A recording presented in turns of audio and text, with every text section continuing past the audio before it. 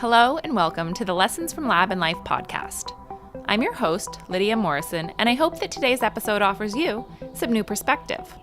Today I'm joined by members of the nonprofit organization Reforest The Tropics, whose mission is to make a tangible contribution to sustainability by planting carbon-capturing forests in Costa Rica.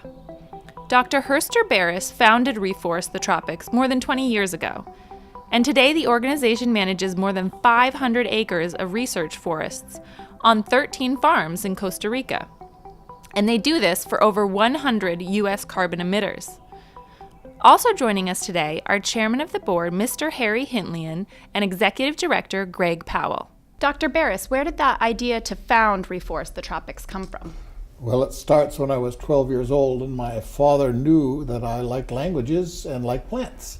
And he said, what you should do is to go to Yale. We were living at Yale at the time. Go to Yale, study languages, go to the Yale School of Forestry, and study forestry, and then work for the United Nations.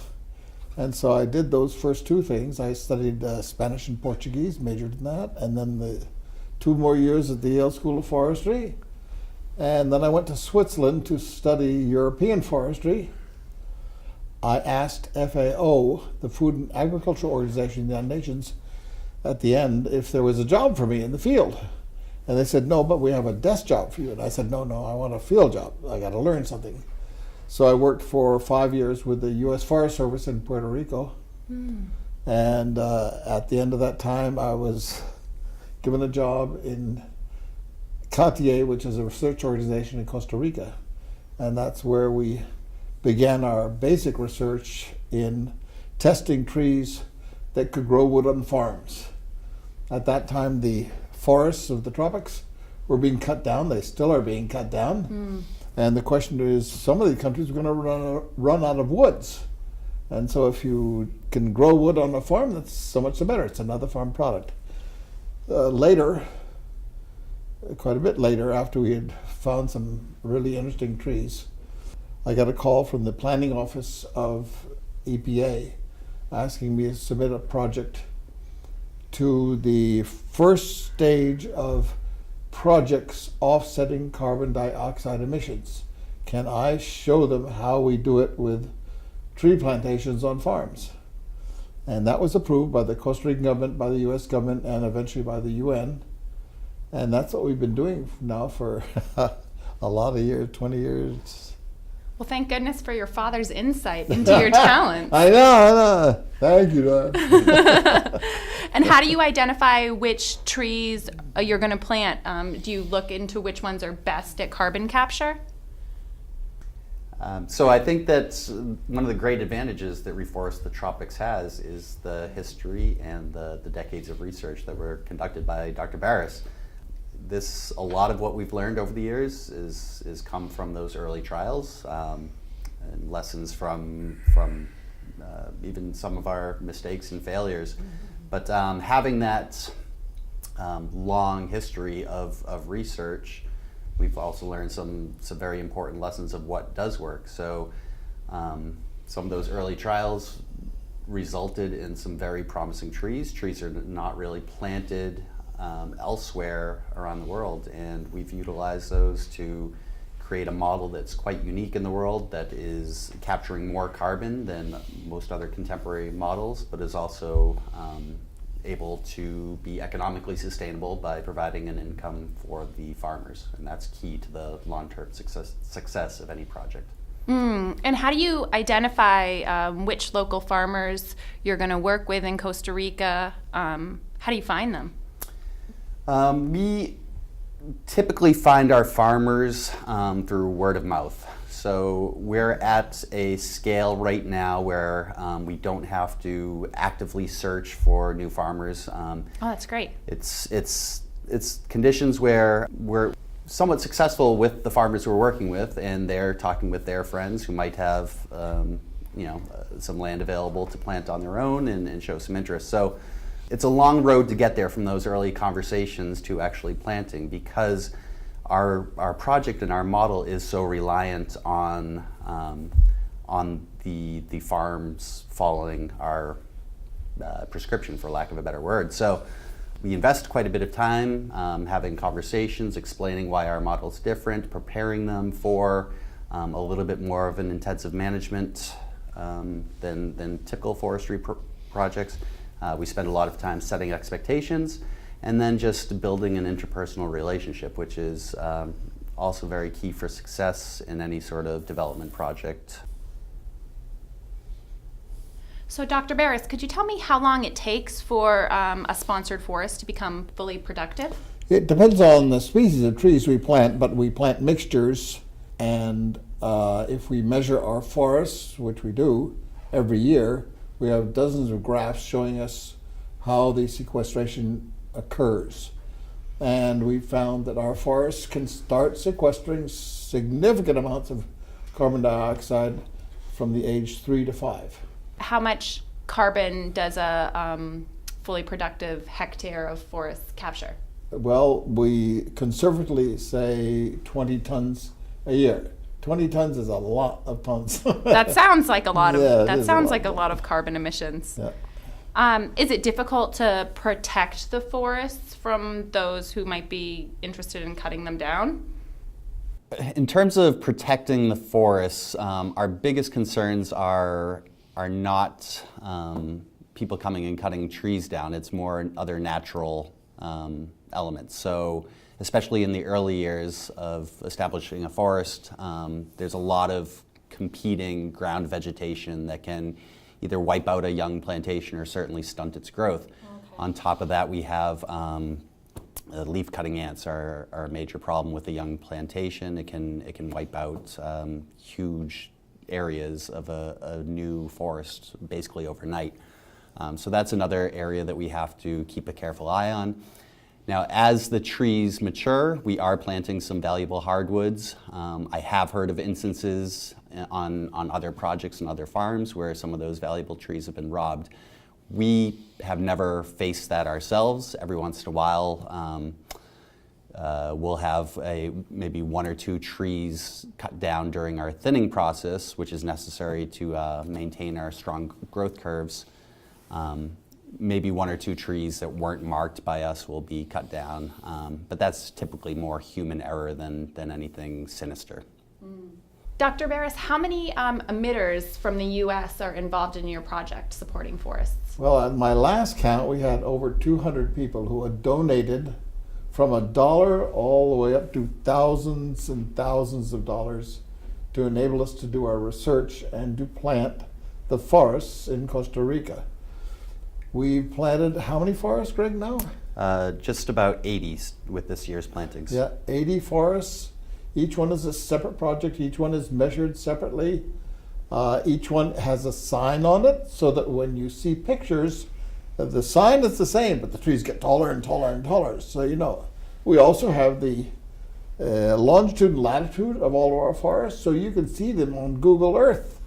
So it's really a nice way of connecting people who are responsible for the emissions of carbon dioxide that we'd like to deal with and the forest. It's a connection that we really need to make. And the tropics, where the trees grow so fast, and of course our trees grow even faster than that, the tropics is where to do the sequestration. The emitters from the U.S., are those academic institutions or private companies or public companies or a mixture? One of the tenets I had at the very beginning, since this is a UN project and we're trying to figure out what is what, was to have an eclectic mix of emitters. So we have schools, we have individual people, we have families. Harry Hindley and his family's got 3 or 4 forests already for his own personal emissions, that is to say of your family and your cars and the electricity you use. We have 14 schools involved. We have a teacher who goes to these schools and tells them what their forest is doing, and they have, all of those 14 have forests with us. We have Connecticut College. We have Yale School of Forestry. They have a forest with us. We have the Mohegan Casino. Really? Yeah. That's great. We have an electric company, the Connecticut Municipal Electric Energy Cooperative. And we have Harry's business here, Superior Nut, which is the prime example of what it means to use a forest to sequester the carbon. I think, Harry, you could say something about that.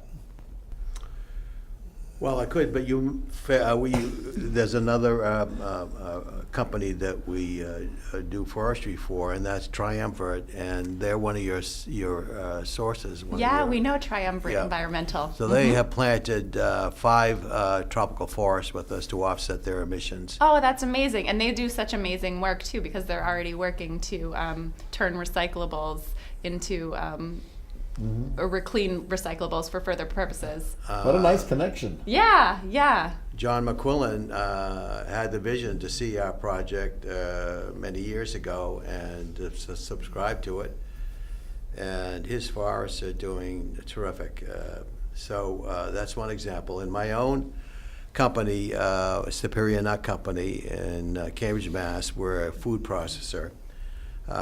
We became the first company in America to be 100% carbon balanced solely through its own newly planted tropical forest. So actually what we did is we actually stuck the seedlings in the ground. We didn't buy these ubiquitous carbon credits, and we didn't do any of the other things that involve the trading markets. And so our relationship is directly with the farmer. We've actually planted so many trees that in another 3 years we'll be 200% carbon balanced. We're That's already amazing. About 150, 160%, and we'll be 200% in another 2 years without planting any more trees. I've done my obligation, and people say, well, why do you have to be 200% carbon balanced? And I said, in order to convince other people to be 100% carbon balanced, I have to be 200% carbon balanced.